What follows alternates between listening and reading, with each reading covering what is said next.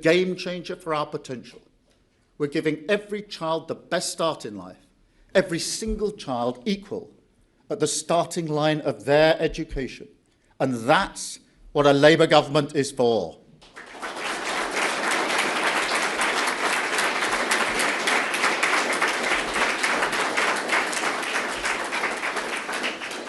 And look, when it comes to economic growth and living standards, we're confident we can beat the forecasts. We've already beaten them this year. We are in control of our future. We've already struck trade deals that are attracting billions of pounds of investment. We're removing barriers to business right across the economy, in planning, industrial policy, pension reform, artificial intelligence, capital investment.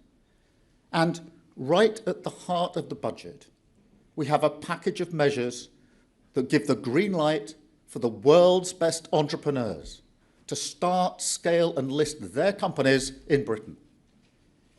But we have to be clear, at this stage of our plan, the most important things that we can do for growth, the most important things that we can do for business is first to drive inflation down so that interest rates come down further still and the cost of business investment comes down with it.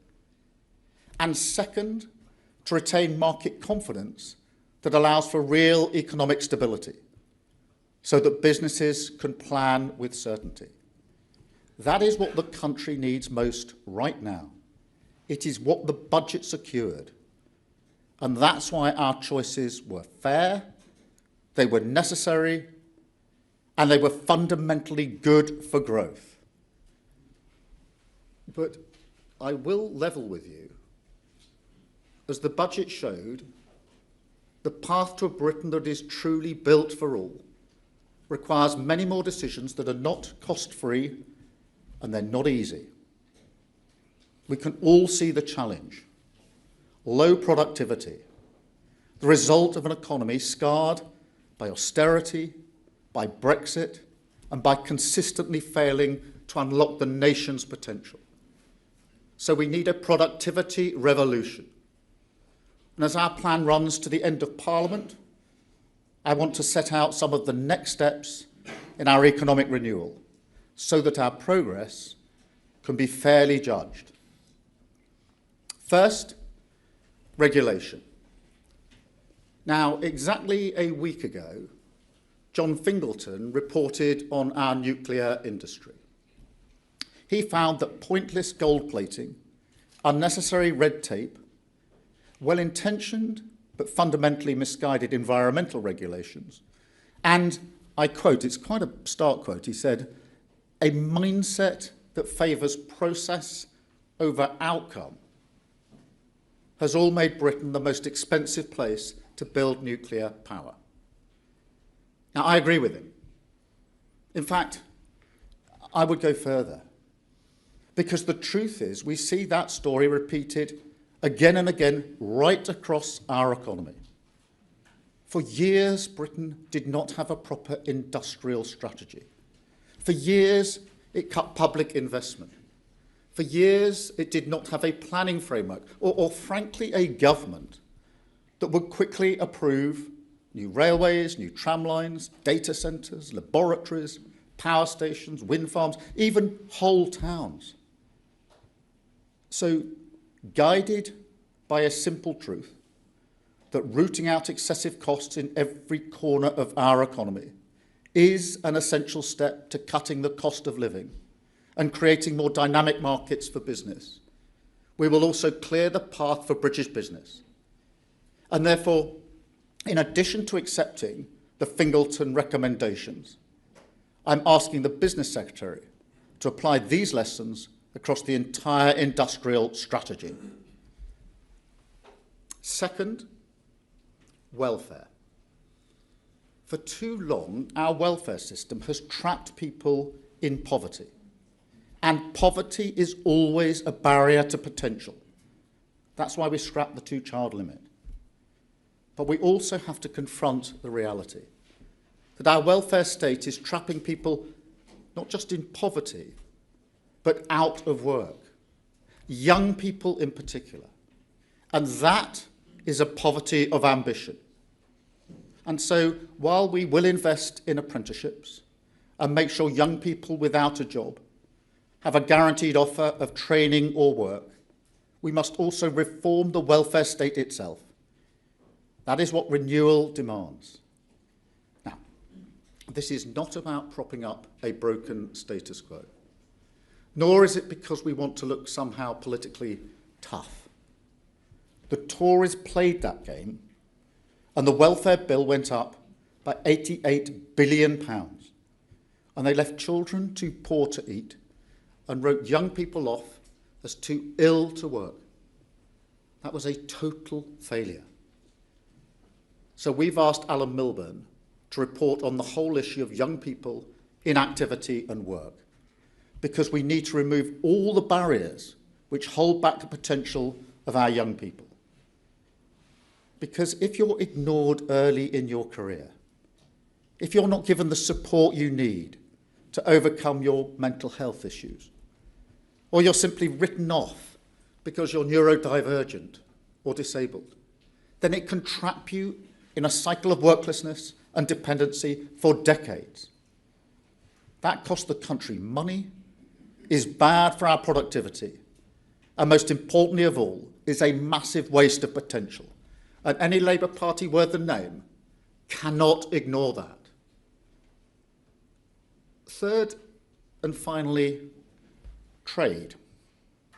Vital for productivity, essential for growth, crucial to the cost of living. And let me be crystal clear.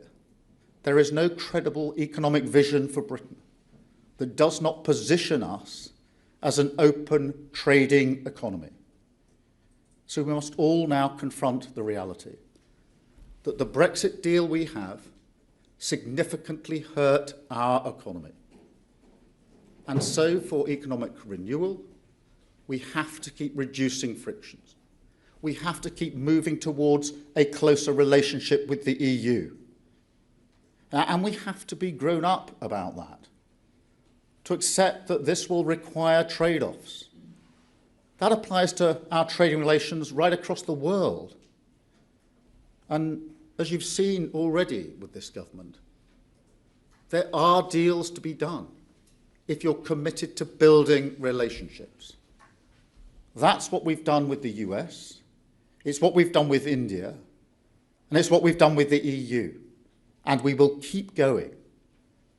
We will continue to reject drift, to confront reality, and take control of our future. That is what the budget achieved last week, and we will build on it. A long-term plan for the economic renewal of this country. A Britain that is free from decline, confident about its future, and with the potential of every single person unlocked. Truly built for all. Thank you very much. Thank you. Thank you.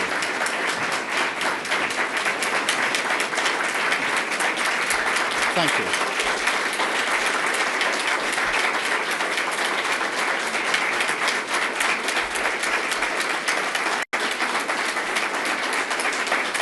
Thank you very much. Thank you. I'm now going to take a number of questions from the media. I've got a list here. It starts with Chris Mason, BBC. I see Chris here.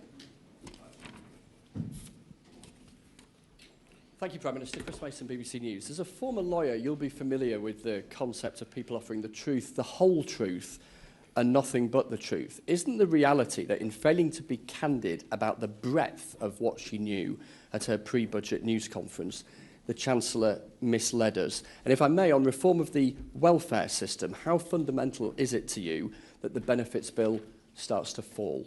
Thank you. Well, look, on the build-up to the budget, let me just step through that in some detail, because there was no BR productivity review. The result of that was there was £16 billion less than we might otherwise have had. That's a difficult starting point for any budget. We had already made commitments, which I think I've expressed to you and many others many times over, that we were going to protect our public services, particularly the NHS, to cut borrowing costs and to bear down on the cost of living. So we had, on the one hand, £16 billion less than we might otherwise have had. We had clear commitments that we'd made throughout the process as to what it was we were going to achieve. Therefore, against that backdrop, it was inevitable that we would always have to raise revenue. So there's no misleading there. During the overall process, the numbers improved. And there was a point at which we thought, myself included, that we might have to reach for a manifesto breach of some significance. I didn't want to get to that place, but I recognised we might have to. As the process then continued, it became clear to me and others that we might be able to do what we needed to do with our priorities without that manifesto breach. And that's what we did with the fair and necessary decisions that we took, which did, to root back to where I started, made good on the principles, which was protecting public services and the NHS in particular, where record amounts have gone in, and hence the waiting times coming down, which did help with borrowing costs, because I was determined that we needed to have bigger headroom than we had last time, and we more than doubled it, which has been very significant part of the budget, not easy to do for obvious reasons. And we were able to, and are able to, bear down on the cost of living, hence the £150 off people's energy bills, and the measures we're able to take in relation to the two-child benefit. So the review put us in a bad place to start with. We worked through our principles. There was a point at which I thought we might have to breach the manifesto. I was always wanting to know if there are alternatives to that, and the point came when there was an alternative to that, and that's the route that we took. Thank you very much on that issue. On welfare, look, there are a number of aspects to this. The welfare bill has gone up extraordinarily under the last government, but there is also what I would call a moral mission. I've been particularly concerned about young people, best part of 1 million young people who are not in work and not learning. And over and above any other issue, I think it's a moral issue, because I know all the evidence points to this, that if you're not earning or learning at that age, the likelihood is it's going to be that much more difficult to get into earning and learning later in your life, and therefore there's a real moral element to this as well. Thank you very much, Chris. Can I go to Sky? Beth, please. Thank you very much. Beth Rigby, Sky News. Prime Minister, we found out from the Office of Budget Responsibility that the Chancellor, with your backing, misled the public on November the 4th when she warned about a black hole in the public finances without telling us the second bit, that higher than expected tax receipts meant the economy was in a much healthier position than the Chancellor publicly suggested to all of us and to the country. A Cabinet Minister has told me this morning they do feel misled. How do you respond to that as Prime Minister? And can you really commit to driving through welfare cuts, given that some at your top table don't have confidence in you? Thank you. Thank you very much, Beth. Look, there was no misleading. And I simply don't accept, and I was receiving the numbers, that being told that the OBR productivity review means you've got £16 billion less than you would otherwise have had, shows that you've got an easy starting point. Yes, of course, all the other figures have to be taken into account, but we started the process with significantly less than we would otherwise have had. That productivity review, or review like that, hasn't been done, I think, for 15 years. This is not an annual exercise. It's an exercise that was done this year. I'm not sure why it wasn't done at the end of the last government, if I'm honest about it, because that would have seemed to me a sensible time to have done it. But it was done. The net result was £16 billion less than you would otherwise have got. That meant, if we measured against our objectives, which is protecting public services, doing what we could on the headroom, which I really wanted to do this time for reasons that are well understood in terms of the stability that it gives. I wanted to more than double the headroom, and to bear down on the cost of living, because I know that for families and communities across the country, that is the single most important issue. Wanted to achieve all those things, starting that exercise with £16 billion less than we might otherwise have had. Of course, there are other figures in this, but there's no pretending that that's a good starting point for a government. It isn't. And there's no to suggest that a government that is saying that's not a good starting point is misleading. It is wrong, in my view. As I say, there was a point at which we did think we would have to breach the manifesto in order to achieve what we wanted to achieve. Later on, it became possible to do it without the manifesto breach. Given the choice between the two, I didn't want to breach the manifesto, and that's why we came to the decisions that we did. On the question about welfare, look, I do think that this is a moral mission. I don't think we can simply leave the best part of 1 million young people not earning or learning and walk past it.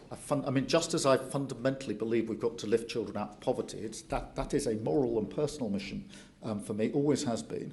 So too, I feel very strongly about the 1 million young people who we've got a cohort going through who, unless we intervene and do something, could well spend the rest of their lives in that kind of dependency. And I think that's wrong in principle, and that's why I want to deal with it. Thank you, Beth. ITV, Robert Peston. Hello, Prime Minister. For my sins, I've reported on budgets for 35 years. That's a good record. And truthfully, I have never seen preparations for a budget as shambolic as these, except for Liz Truss's mini-budget, and we all know how that ended. Is this the Chancellor's fault, or is it your fault? Well, and just briefly on, you mentioned you want to drive faster on trade. Your current proposals for the EU are not economically significant. Are you going to drive harder and faster in getting a better trade deal with the EU? Robert, let me just deal with the substance of the budget, because it's really important that we focus on that, in my view. We have protected our public services and our NHS. That is hugely important. Our NHS was on its knees after 14 years of the last government. Now we're bringing waiting times down. That is not easy. It requires record investment. It requires decisions to be made, fair and necessary decisions of this government. And I'm proud of that. I'm proud of that. That is an outcome of the budget. We have over doubled the headroom than the headroom we had before. And every business knows that that helps with stability and certainty, which is what they're looking for above all else. And they know that that has an impact on inflation, which impacts them. So I'm proud that we've done that under the budget. And we've borne down on the cost of living. I'm proud that we've lifted 500,000 children out of poverty. I think is abhorrent. I think the idea we've had for the best part of 10 years, that if you have this cap in place, it would have any effect other than dragging hundreds of thousands of children into poverty, has been tried and tested to destruction.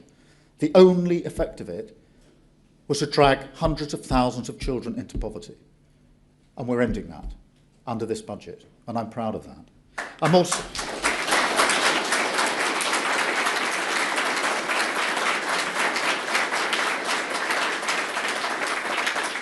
And I'm also proud of the fact that we took the decision not just to freeze rail fares, freeze prescriptions, but to take down energy bills by £150.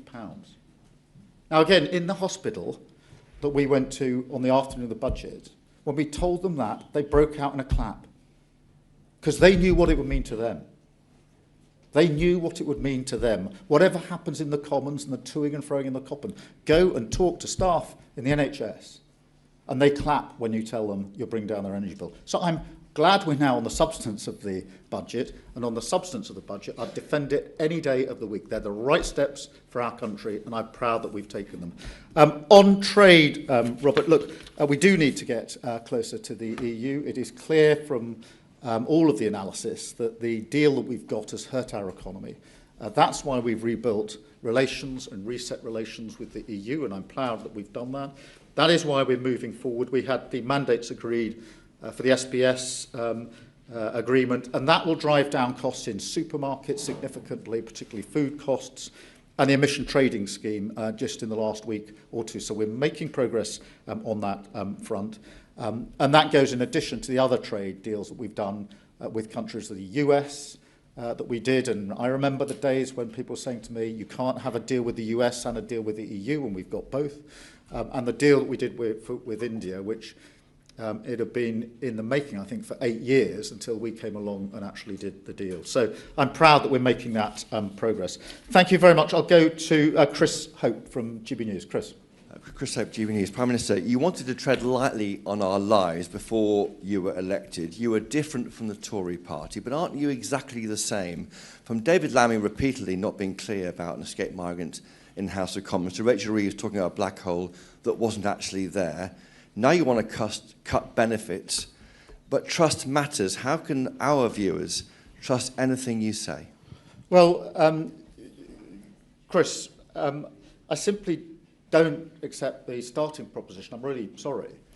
When I was told that we started the budget process minus £16 billion, I didn't cheer. I didn't think it was good. I thought it was a very bad starting position. I was curious as to why the productivity review had been done this year and not previously, but there we are. That's the nature of the beast. It's done, and the price is calculated, and I'm handed the tab, minus £16 billion. Not suggesting the other figures aren't there, but it is not. I won't accept the proposition that somehow this was a good starting point. I'm £16 billion down on what I thought I'd have, and I know the impact that's going to have on your viewers. Because I know for them that the cost of living is the single most important issue. I know for them they are going to be worried at the beginning of the month in January, is their season ticket going up? Because they normally get whacked with that pretty early in January. Prescription charges matter to them, and their energy bills matter to them. And there are choices, therefore, that can or can't be done if you start with minus £16 billion. So I simply, I know it'll be put to me many, many times, I simply don't accept the proposition that somehow starting your budget process minus £16 billion is a particularly good starting point. If that hadn't have happened, I'd have had £16 billion more to weigh in the options and the choices that we made. 2/3 of the headroom is £16 billion. So you can see the significance of that amount of money. I think all I can do is explain the impact that these decisions have on your viewers and to assure them that I am well aware that the number one issue for them is the cost of living. And that's why in the budget and all the other decisions, I mean, last week we were doing free school meals, free breakfast clubs, free childcare. All of these are good for children in their own right, but they're also really important cost of living measures as well. And I think for many of your viewers, they will, I hope, be pleased to see things like those measures going in. The childcare is a real game changer for so many parents and carers across the whole country. Thank you very much, Chris. Aubrey from The Times. Good morning, Prime Minister. Aubrey Allegretti from The Times. Given we now know that actually you had a budget surplus of at least £4 billion before Rachel Reeves gave her press conference, which set hairs running and fueled all this speculation, isn't it misleading of her to have still then not ruled out an income tax rise and only given us one side of the story after she'd been made aware that things were better than anticipated? And do you think that the OBR has overstepped its remit by publishing what forecasts it gave to the Treasury? And when, or actually, do you think that having more transparency like that is a good thing? Thank you. Well, Aubrey, I've been through this a number of times, but obviously at the early stage, it's very important not to rule out steps. It's a process that goes on, as you know, for some weeks until the final decisions are made. But to be told at the beginning of the process, you're £16 billion worse off than you might otherwise have been is a significantly difficult starting point. We could have made other choices. I could have said, I know we said we would protect the NHS, but I've decided now not to. We're going to cut the funding to the NHS and let it go back to where it was under the last government. I wasn't going to do that. We could have said, well, I wanted to double, more than double the headroom, but we're not going to do that anymore. I was concerned about that and wanted to make sure that we had a significant headroom for reasons that are obvious to the markets and to business. And we could have said we're not going to bother about any of the cost of living measures. We know it's the number one concern to voters, but we're just not going to do it. I fundamentally disagree with that. And therefore, of course, it was right that we flagged that we started in this position. And my strong view is it would have been wrong to rule out measures that would have to be taken as a result, and in fact were taken, because there were tax rises in the budget, as you and others have pointed out to me a number of times. In relation to publishing the figures, look, that's a matter for Richard Hughes, I think, to explain rather than me. Good. I've got Guardian, Jess. Hi there, Prime Minister. Jess Elgott from The Guardian. You've said a few times in this speech that you don't believe or will beat the OBR's gloomy forecasts on growth or living standards. You're clearly very angry at the timing of the productivity downgrade. And you've given them figures that you know you'll probably never have to do on spending cuts before the next election. What is the point of the OBR if it clearly doesn't command your confidence? I'm not angry at the productivity review. It's a good thing that reviews like that are done from time to time. I'm bemused. Myself, I feel that doing it at the end of the last government and before we started might have been a good point to do a productivity review so we could know exactly what we were confronted with. Doing it 15, 16 months into a government, it had to be done sometime, but picking up the tab for the last government's failure and it's been the nature of the beast, frankly, for the last 16 months, but it was given a special emphasis in that exercise. I'm not angry. I'm just bemused as to why it wasn't done at the end of the government rather than done now. But but I'm not saying that these reviews aren't important, etc. On beating the forecast, look, I am confident, and I'm confident because the forecast that was given to us for 2025 for economic growth was 1%, and it came in last week at 1.5%. That's a 50% overreach on the forecast. So I know these targets can be beaten, and we are absolutely out to defy the forecasts and beat them, just as we've already done this year. On the OBR, I'm very supportive of the OBR. I'm very supportive of the OBR. It is, in my view, vital for stability and inbuilt in our fiscal rules, which I've said a number of times are ironclad. So, look, I'm not going to suggest that what happened last week, which was the entire budget being published before the Chancellor got to her feet, was not anything other than a serious error. This was market-sensitive information. It was a massive discourtesy to Parliament. It's a serious error, and there's an investigation that's going on. But as for the OBR itself, I'm very supportive of the OBR for the reasons I've set out. Vital for stability, vital and integral to our fiscal rules, which I've said a number of times are ironclad. Thank you very much, Jess. I've got Lizzie from The Mirror. Prime Minister, Lizzie Buckham from the Daily Mirror. You talked about looking again at welfare reform, but you failed to pass your measures the last time you tried. Can you take your MPs with you this time, and would you take the whip off people if they oppose cuts to welfare? Well, look, on this issue in welfare, I'm focusing particularly on young people. I do think there's a general consensus that it is a moral mission. I mean, there aren't many people who are comfortable with, nor should they be, the fact that there's nearly 1 million young people who are, very stuck with not earning and not learning. And my worry, as I say, is that is something that isn't a short-term thing that happens just for a number of years and then it's sort of back into work, back into learning, and everything's fine. My big worry is that all of the evidence I've seen shows that if at that age that's the situation, the likelihood is it's going to go on for decades, and that's going to impact that cohort. I think it's generally, there's a strong consensus that we must do something about that, and we will do something about it. I've got Jack from The Sun, Jack Elson. Thank you, Prime Minister. And just to pick up on a point which Chris made at the beginning, is it your goal that welfare spending by the next election will be coming down and not up? And then just secondly, your Chancellor in the budget and over the weekend says that she was asking ordinary workers to contribute a little bit more. But what is your message to people who aren't contributing at all? Thank you. Certainly in terms of the welfare, but we've got 2 reviews going on, as you know, the Sims review and the Milburn review. We need to let them complete their course. It is a moral mission. But I've been outspoken a number of times on the fact that the last government lost control of the welfare spending, and like all things, it falls to us to pick up the mess that they have made. In relation to, look, we are asking everybody to contribute a little bit more. I do think it's really important to appreciate with the 2-child limit that 3/4 of children in poverty are in working families. It's the working poor we're dealing with here. That is families who are working but can't make enough money from their wages in order to pay their bills. and keep their children out of poverty. I think we should do something about that. I think it's the right thing to do for children.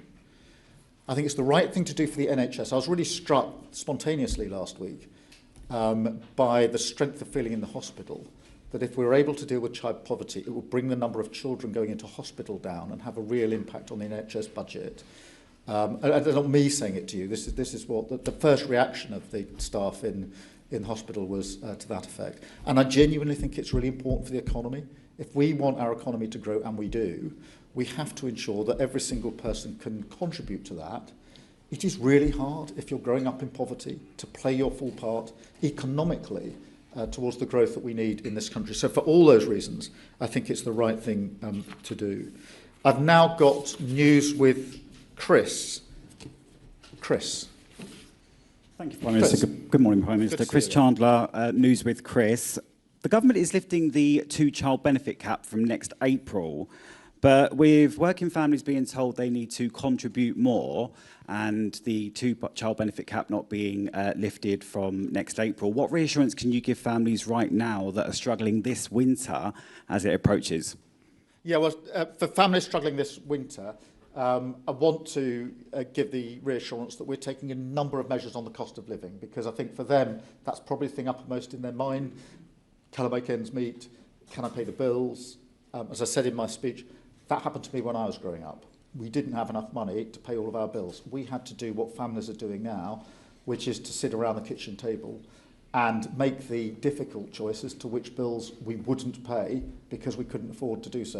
It was the old days of landlines, but that's why we had to have the phone cut off, because we couldn't pay the bill.